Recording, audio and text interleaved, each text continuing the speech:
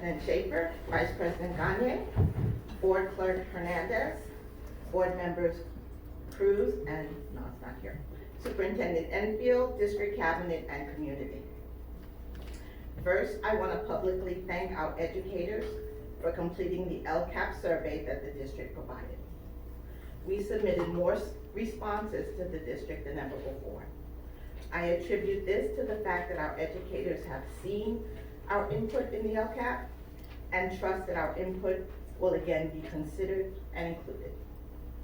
Here's another example of trust. When our students come to school each day, they put their trust in their educators. They trust that every decision is well thought out, every action is planned, and every one of those decisions and actions are made in their best interest. They expect our educators to guide them and support them so that they do their best and help shape them to be productive citizens. When our parents send their children to school each day, they're putting their trust in us to do the same. As educators, we put our trust in you. We trust that when decisions are made, they are made based not on information, but accurate information that is rooted in evidence. Why am I sharing this? Because we have issues. We have issues with the fact that there are educators whose livelihoods have been put in jeopardy. The educators I'm speaking of are the ones who have been notified that they won't be with us next year. Why? Well, that's a good question. Is it just a numbers game? I certainly hope not. Is it because after giving them all the support and guidance they deserve as employees of the district, they were not able to do their jobs? That's the question. When you get a list of names to consider, it's not just a list to ACT. It's not just a list to our students, and it's not just a list to our parents. These are breadwinners who've been working hard to educate our students.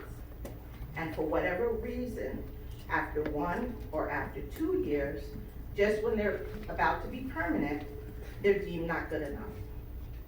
Is that true for every single one? There is evidence to support the fact that they aren't good enough to teach in our district. How can that be? Where's the evidence?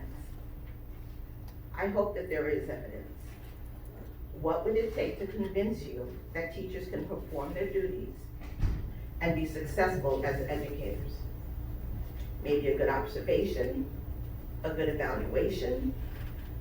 Can you visit each and every one of them on the list to find out for yourselves?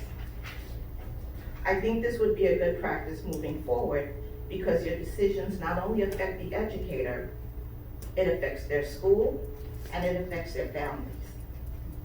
It's an incredibly huge decision to make that could have unintended consequences upon the overall standing of the system of comprehensive education within our distinguished district. We also trust your sound decisions when it comes to program implementations and hiring practices of qualified certificated administrators who have demonstrated these academic abilities. It is my hope that the board encourages and the district continues to welcome collaboration with the association in all aspects that affect our certificated members. Thank you for your attention and